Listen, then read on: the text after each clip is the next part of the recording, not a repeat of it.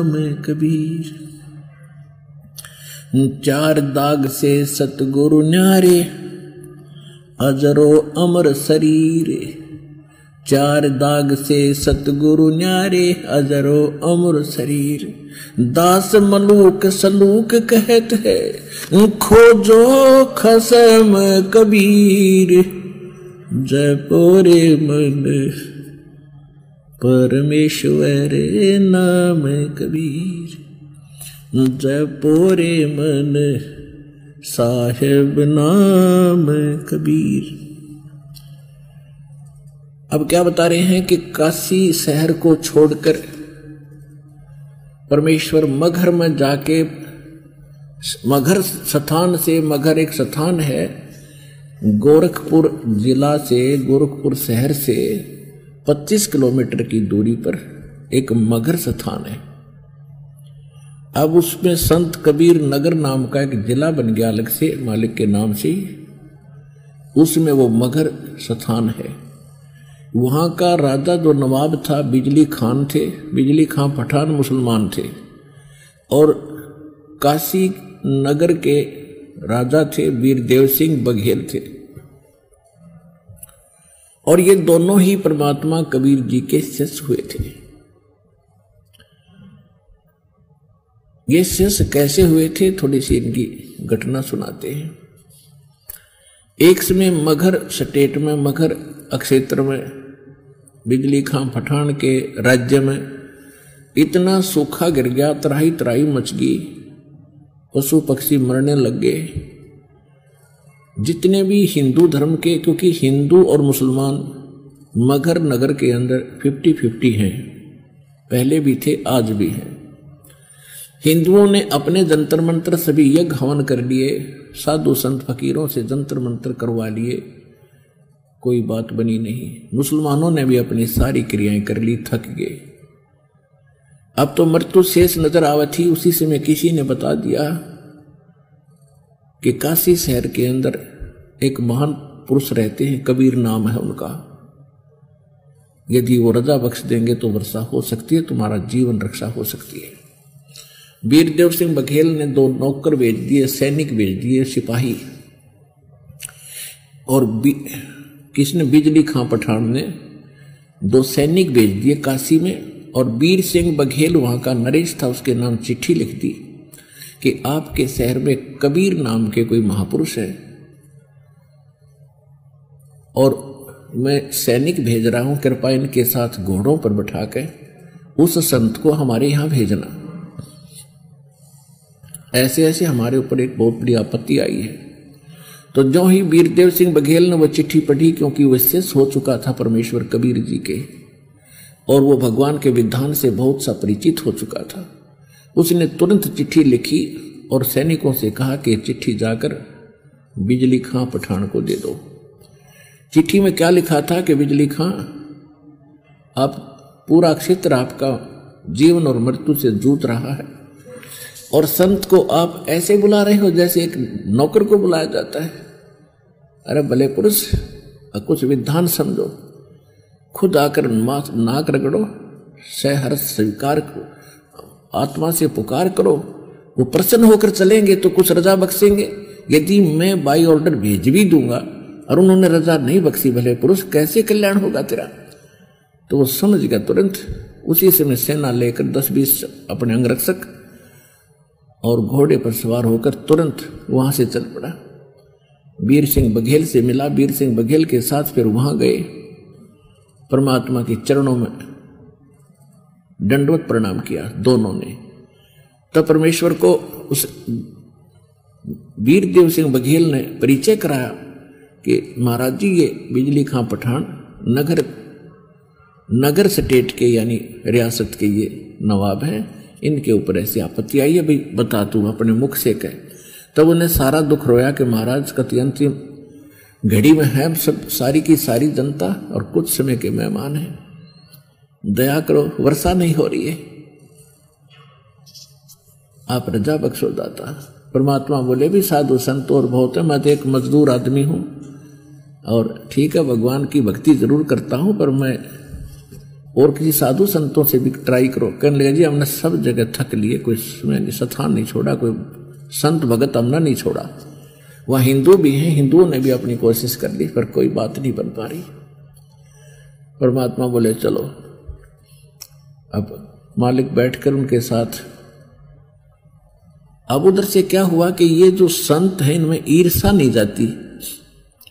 गोरखनाथ ये क्या होते हैं, जितने भी संत पहले अच्छे जो सुप्रसिद्ध थे, ये क्या था, पिछले जन्म के पुण्यकर्मी प्राणी थे और फिर ये मृत्यु के उपरांत ये पितरलोक में चले जाते हैं, एज ए पितर रहते हैं। तो पिछले संस्कार इनके फिर भी कुछ विद्यमान रहते हैं। और जैसा इंसान इस शरीर में भाव स्वभाव होता है, वैसा ही सूक्ष्म शरीर में स्वभाव तो मन के अंदर है, आत्मा में है। तो इसको पता चला कि ऐसे कोई कबीर नाम का कोई संत आने वाला है, किसको, गोरखनाथ को। और वो अगर उस क्षेत्र में वर्षा करा देगा, क्योंकि गोरखनाथ का गोरखपुर जो स्थान है वहां उसका बहुत ज्यादा प्रभुता रही है, गोरख टीला भी बना हुआ है। तो इसको वहां उस पितरलोक में भी चिंता बन गई, इज्जत और बेइज्जती की। और वहां से एक साधु रूप बना के, और मगर के बाहर एक छोटा सा तालाब था, खेतों में छोटी सी जोड़ी होती है इस क्षेत्र में, खासकर छोटी सी तलैया बोलते हैं, छोटी जोड़ी कहते हैं हमारे यहाँ, यानी बहुत छोटा तालाब। वो सूखा पड़ा था, उसके किनारे बैठ गया, चमटा गाड़ के, वो त्रिशूल गाड़ के, आसन पदम लगा के। जब परमात्मा ने देखा कि ये, वो तो जानी जानते, पता था ये कौन है, आम जनता तो नहीं जानती थी। परमात्मा ने कहा कि वीर बिजली खां, घोड़ा रोको रोको रोको, सारे रुके। अरे महापुरुष आए तुम्हारे, आप ही इनसे अर्जी नहीं लगाई तुमने, ये तो पता नहीं क्या करते हैं, ऐसे पहुंचे हुए सद पुरुष है। तो बिजली खां पठान, क्योंकि हमारी एक वैसे भी एक वृत्ति बनी हुई है, हमारा स्वभाव बना हुआ है। हम साधु उसको मानते हैं जिसने बड़ी सी जटा रखा रखी हो, बड़े बड़े बाल हों, एक लंगोट बांध रखा हो शरीर पे, राख रूख रमा रखी हो, ढूंढे दाने पर गात फूक रखा हो, हम सोचते साधु वही है। तो परमात्मा ने सोचा था इनका फेर फड़कना रह जाए, देख लिया था साधु सब ने, उन वीर सिंह बघेल ने भी देख लिया था कि बैठा है। तो परमात्मा को पता था इनके मन में दोष रहेगी कि इससे ना होगा तो इससे करवा लेंगे, तब तक वो करें नहीं जब मन में दो भाव रहेंगे तुम्हारे। तो परमात्मा ने सोचा पहले यह फड़क निकलवा दें इसकी। तो उन्होंने कहा कि बिजली खां पठान ने, अर्ज करो इनसे, ये तो कुछ भी कर सकते, ऐसे सिद्ध पुरुष देख लो, इनके चेहरे से लगता है बड़े पहुंचे हुए महापुरुष है।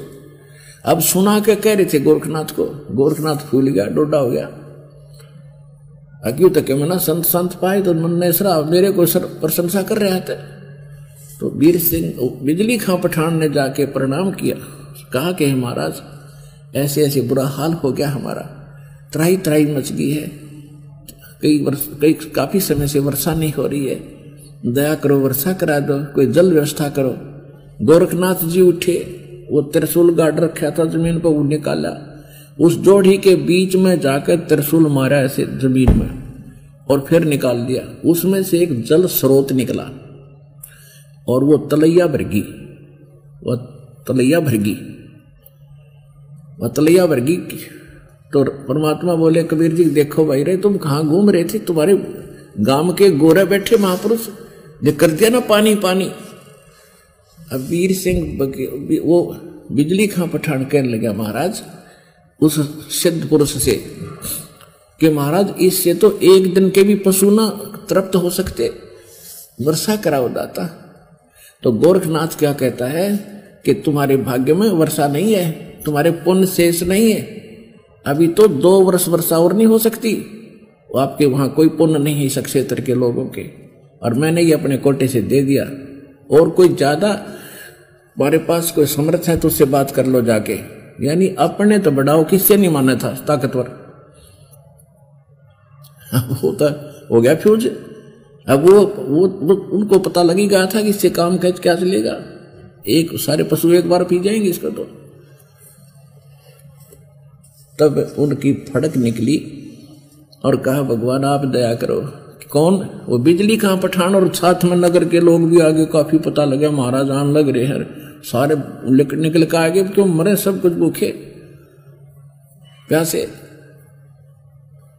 तो परमात्मा बोले भाई ठीक है, मैं तो एक भगत आदमी हूं, अर्जी लाऊंगा भगवान तो जब सुन ली तो मेरी।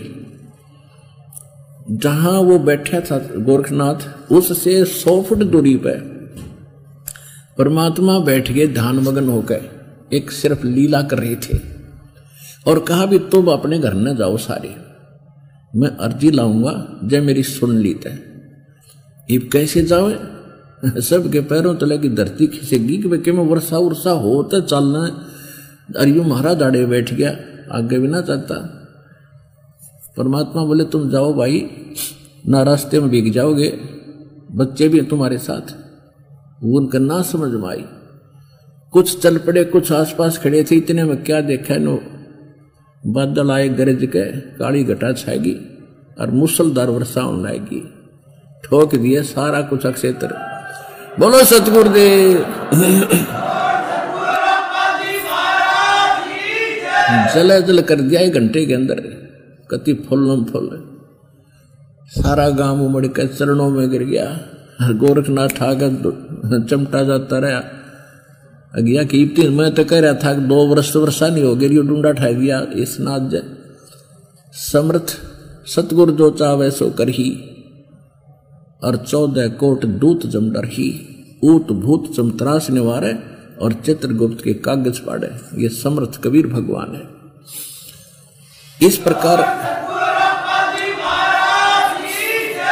तो परमात्मा ने फिर उनको उपदेश दिया ज्ञान का, भक्ति का, अध्यात्म मार्ग का, कि भाई तुम्हारे जितने संस्कार पुण्य थे वो समाप्त हो चुके। अब तुम्हारा पूरे क्षेत्र का विनाश होना था, भूखे मर के मरना था, टक्कर मार मार के।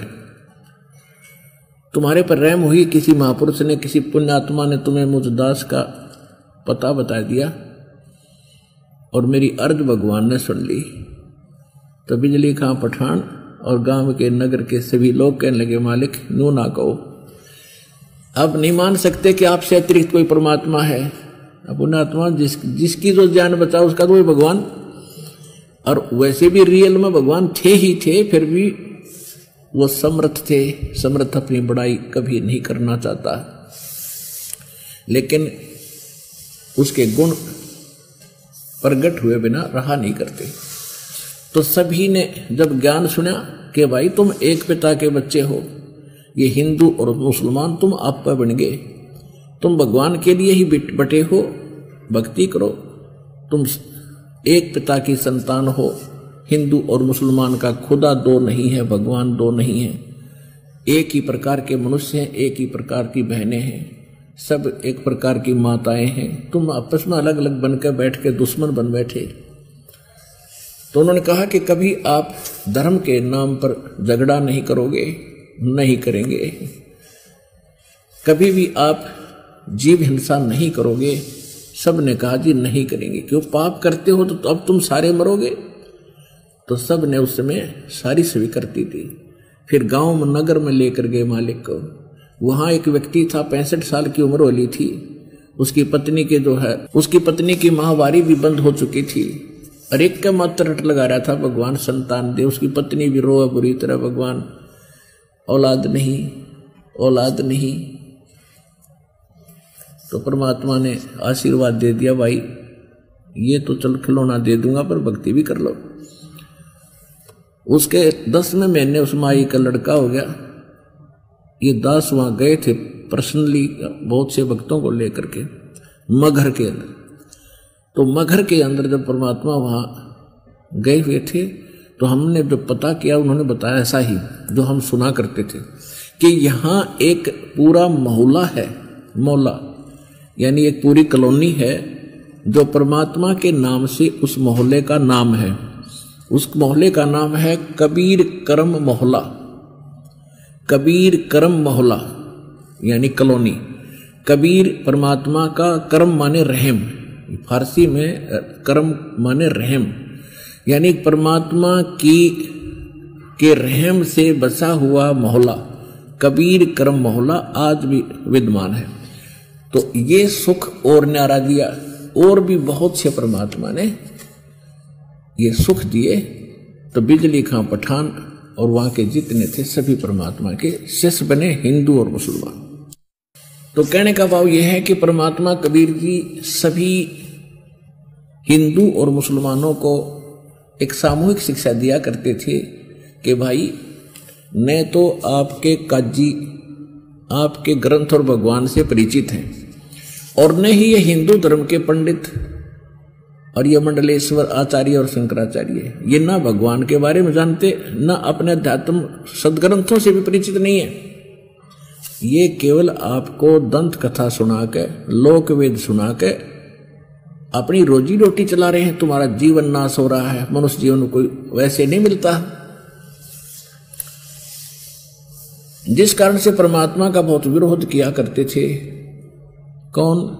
काजी और मुल्ला, पंडित और मंडलेश्वर, और कहा करते थे ये धानक है, जुलाह है, ये क्या जाने सदग्रंथों के बारे में, शिक्षा इसके पास नहीं, कोरी बकवास घटता है, ये झूठ बोलता है। तो उस समय हमने यह मान ली सच्ची कि कबीर जी अशिक्षित हैं, हमारे धर्मगुरु पंडित और मुल्ला और काजी ये पढ़े लिखे हैं, इन्होंने भगवान को ठीक ही जाना होगा। हम परमात्मा की उन बातों पर को भूल गए जो भगवान कहा करते कि ये कुछ नहीं जानते, तुम्हें भ्रमित किए हुए हैं, तुम्हारा जीवन नाश करते।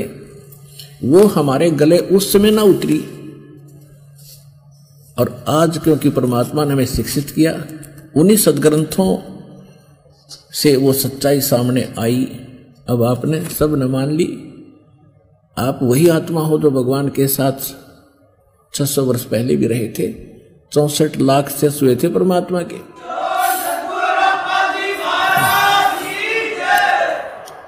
आज से 600 वर्ष पहले जब भगवान आए थे, 120 वर्ष यहाँ प्रचार किया करते थे। ज्ञान गौणता मान्य नहीं करते, क्यों? ज्ञान तो हमारी बुद्धि में आवे नहीं था, क्योंकि हम इस बात से स्लिप कर जाती थी बुद्धि के कबीर जी अशिक्षित है और पंडित लोग शिक्षित हैं, काजी मुल्ला शिक्षित हैं। तो ज्ञान तो हमने घना सा सुना नहीं, लेकिन परमात्मा तो समर्थ थे, हमारे पिता हैं, हमारे लिए भटक रहे। तो वो ये चाहते थे कि एक बार ये कुछ दिन मेरे साथ लग जा और इनको भक्ति से कुछ चार्ज कर दूं, इनका घड़ा भर दूं, और फिर जब तक पीढ़ी पिछली पीढ़ी का युग समय आओगा 1997 के बाद तक, कि तब तक इनके पुण्य युग घड़ा भरा रहे और ये घड़े दुखी ना हो, भगवान की आस्था इनमें बनी रहे, इनको मनुष्य जीवन मिलते रहे। मनुष्य जीवन मिलते रहेंगे तो भगवान की चाह भी बनी रहेगी।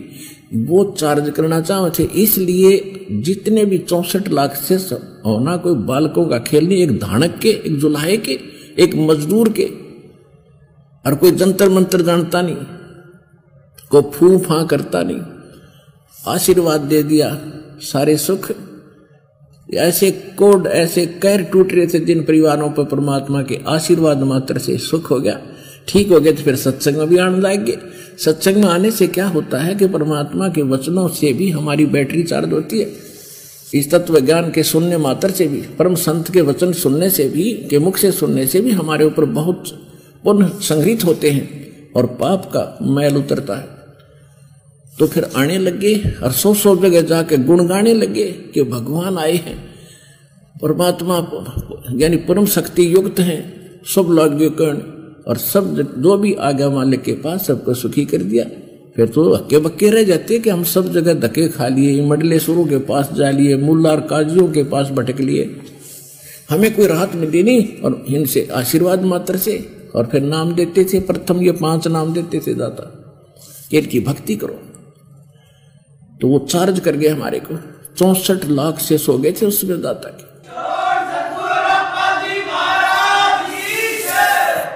अब क्या होता है, जैसे इसमें एक प्रश्न आया है कि काशी तज मगहर गए वो दोनों दीन के पीर, और कोई गड्ढे कोई अग्न जलावे पर खोजा ना पाया शरीर।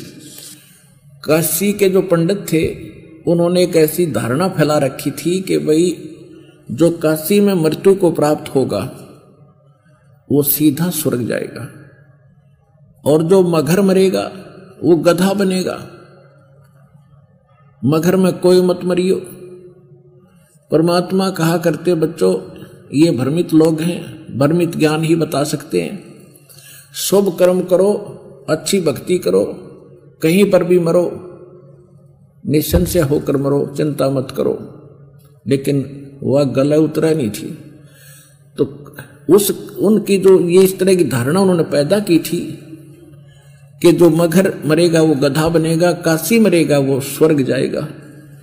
तो हमारे जो हिंदू धर्म के लोग थे, विशेषकर ये बनिए लोग खासकर, ये ज्यादा परमात्मा की तरफ आकर्षित होते थे। अब तो बिगड़ गई सारी ये कहानी, सभी कौम बिगड़ गई, भक्ति की तरफ अब ध्यान रहा नहीं। तो उस समय इन्होंने क्या सोचा कि भी पिताजी को मरना तो है ही, माता जी को, हम क्यों ना काशी में कुछ दिन इनका कमरा वगैरह धर्मशाला में बुक करा दें, 1 वर्ष 2 वर्ष 6 महीने जितना भी इनका समय है वहां पास कर लें, और इनकी मृत्यु काशी में हो जाएगी तो स्वर्ग चले जाएंगे। क्योंकि हमारे गुरु जी ने कह रखा है, और गुरुओं के ऊपर शेष विश्वास किया ही करते हैं, तो बट नेचुरल है। तो इस उद्देश्य से हिंदू लोगों ने अपने माता पिताओं के लिए काशी की धर्मशालाओं में कमरे बुक करा दिए, और वहां के मैनेजर को महीने का खर्चा दे दिया, उनका खान पीन की व्यवस्था वहां करवा दिया। फिर उन धर्मगुरुओं ने सोचा कि क्यों ना हम इनको अपने पास ही रख लें, वो जो धर्मशालाओं में किराया देते हैं वो हमें मिल जाएगा, 2 रोटी हम अपने घर बनाएंगे, उसमें से ये भी खा लेंगे। तो एक एक पंडित जी ने और 6-7 बुढ़े बुढ़िया राख दी लालच में। अब उन्हें फिर समस्या आई, क्योंकि वर्ग तो एक का संभालना मुश्किल हो जाए, और वहां 6-7 कोई कहीं थूक रहा है, कोई कहीं पेशाब कर रहा है, क्योंकि व्यवस्था खूब थी। तो उन पंडित जिया के सिर में दर्द हो गया, किया तो बात बिगड़ गई भाई। पैसे के लालच में वो भला मोल ले ली उन्हें। फिर उन्हें क्या तरीका अपनाया कि इसकी इनकी क्यों कर टिकट कट रहे, कैसे पीछा छूटे। एक अफवाह और फैला दी कि गंगा के किनारे, गंगा दरिया के किनारे एक आरा लगा दिया। आरा मशीन, लकड़ी काटने का आरा देखा होगा अपना, बड़े बड़े 5-6 फुट का, 7-8 फुट का लंबा होता है। उसकी एक ऐसा स्ट्रक्चर बनाया, एक स्थान बनाया, उसमें ऐसे बना के और उसके एक आरत सी बना दी, और उस आरत में आरा ऊपर चला जा, दूर हैंडल लगा दिए उसके 50, 20, 30 फुट 50 फुट दूर झाड़ बो जड़िया में, और वहां से उनका रस्सा बांध लिया, हैंडल रस्से को वहां बांध दिया। रस्सा ढीला कर दें और नीचे के रस्से को 1 बार 2 बार ऐसे कर दें, वो गर्दन कट गया। उन्होंने क्या तरीका अपनाया, अफवाह फैला दी कि परमात्मा की तरफ से एक क्रोंत आता है, क्रोंत आरा बोलते हैं इसको, और जिसने जल्दी स्वर्ग जाना हो उसके लिए स्पेशल फीस रख दी 100 रुपये। जिसने जल्दी स्वर्ग जाना है तो उसके लिए भगवान की तरफ से क्रोंत आता है, जो उस क्रोंत से अपनी बलि दे देगा, गर्दन कटा लेगा, तो मिनट में स्वर्ग जाएगा। अब वृद्धावस्था में आदमी न सोचे भगवान के ऊपर पीछा छूटे, कैसे मरूं, मर जाऊं, ठीक ठाक मर जाऊं। अब वो वृद्ध हो ही रहे थे। अब उनके बुढ़ों ने जब यह ज्ञान सुना तो उन बच्चों को कहा, बेटा हमने तो मरना ही है, हम दुखी भी बहुत हो लिए हैं, वृद्ध भी बहुत हो चुके हैं। गुरुजी कह रहे हैं कि ऐसा भगवान की तरफ से कोई ऊपर से क्रोंत आता है स्वर्ग से, और जो उससे अपना कुर्बानी दे देता है वो सीधा स्वर्ग जाता है। 100 रुपये फीस है बेटा, दे दो। अब बच्चों ने सोचा भी माता पिता के लिए क्या बड़ी बात है, 100 रुपये दे दिए। एवं हमारे धर्म गुरुओं ने एक मानस काटने का बूचड़ खाना और खोल दिया, उन्हें क्रोंत ला दिया, एक हत्था खोल दिया, कसाई बना कर करने लगे। अब कई बार क्या होता था, वो रस्सा उलझ जाता। वो क्या करते थे, वो धर्मगुरु एक वहां खड़ा हो जाता, वो आवाज लगाता है, भगवान क्रोंत भेजियो। वो भगवान बैठे दोनों तरफ हुए, वो रस्सा ढीला कर देते, और क्रोंत कच दे आगे काट के और 1 सेकंड में उल्टा कर देते। वो कभी उलझ जाता और ना उसकी गर्दन कटती, बूढ़े ने उठा लेते, वे अभी आदेश नहीं हुआ भगवान का, कल देखेंगे। तो वो रोया करता है, भगवान मैं ऐसा दुर्भाग्यशाली कि मेरे लिए भगवान की तरफ से क्रोध नहीं आया। अब श्रद्धालु तो सदा से ही शीश देते आए, लेकिन ये संत नकली और डुप्लीकेट हमारा दुरुपयोग करते रहे इस भावना का। तो परमात्मा क्या कहा करते हैं कि ये मूर्ख बना रहे भाई आपको, ये झूठ बोलते हैं और मैं मरूंगा मगर में, और पंडित जी तुम भी आ जाइयो और काजी तुम भी आ जाना भाई, अपने अपने जंतर मंत्र पोथी पत्रे ले आइयो, वहां किस टाइम मरूंगा और किस टाइम मत जाऊंगा और तुम सारे जंतर मंत्र कर दियो, कहां जाता है ये बता दियो मगर मरने वाला, अगर तुम ज्यादा ही विद्वान हो। तो परमात्मा ने निर्धारित कर दिया कि उस दिन मैं मगर में शरीर छोड़ूंगा और आजियो पंडित जी तुम भी। उधर से बिजली, ये वीरदेव सिंह बघेल को पता चला, क्योंकि वो विशेष थे उनके परमात्मा के, कि हमारे गुरुदेव जो हैं मगर के अंदर अपना प्रस्थान करेंगे, प्रयाण करेंगे। तो बिजली खां पठान और उनके मंत्रियों ने सलाह मशवरा किया कि ये हमारे गुरु हैं, हम हिंदू हैं, और ये मगर के अंदर यदि शरीर छोड़ेंगे तो मुसलमान हमें शरीर नहीं देंगे, क्योंकि वहां का राजा नवाब बिजली खां पठान है, वो भी इनका शिष्य है। तो उन्होंने क्या सोचा कि ये मुसलमान तरीके से परमात्मा का अंतिम संस्कार करेंगे तो हमारी बेइज्जती होगी हमारे गुरु की, हम करेंगे हिंदू रीति से, और यदि मुसलमान नहीं मानेंगे तो हम झगड़ा युद्ध करके जबरदस्ती सौ उठा के लाएंगे। ये फैसला करके सेना साथ लेकर बिजली और वीरदेव सिंह बघेल भी चल पड़ा। काशी के सब पंडित और भी दर्शक पैदल चले। परमात्मा 120 वर्ष शरीर हो चुका था मालिक का, 120 वर्ष लीला में शरीर, 120 वर्ष की आयु में, और काशी से लेकर मगर तक पैदल पहुंचे, 3 रोज में पहुंचे। तो वहां जाकर क्या देखा कि कोई जल नहीं था,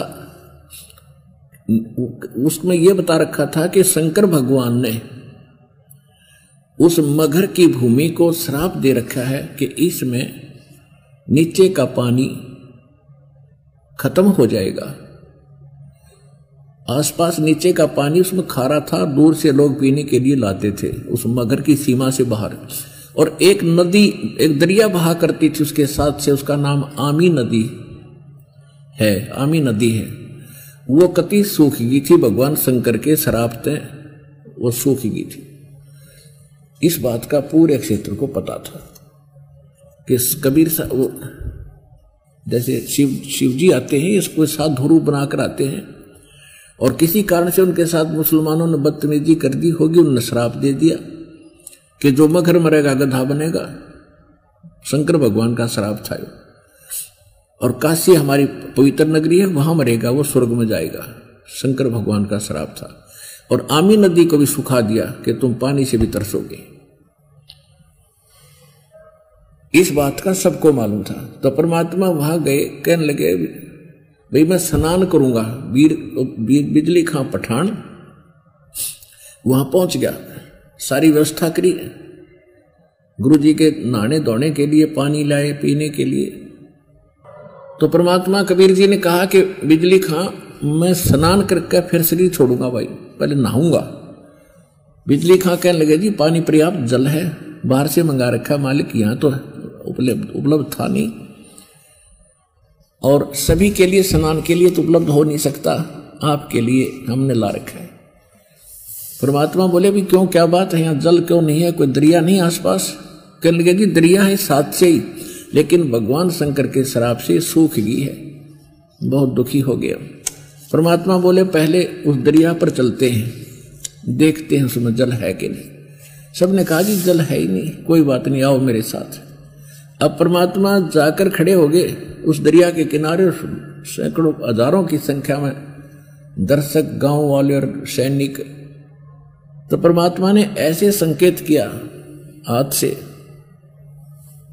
ऐसे किया था, थोड़ी सी दूरी पर जैसे बम ब्लास्ट होता है ऐसी आवाज आई और एकदम पानी का फवारा फूटा और वह दरिया देखते देखते किनारों को चाटती हुई बहकर चल पड़ी। बोलो सतगुरुदेव।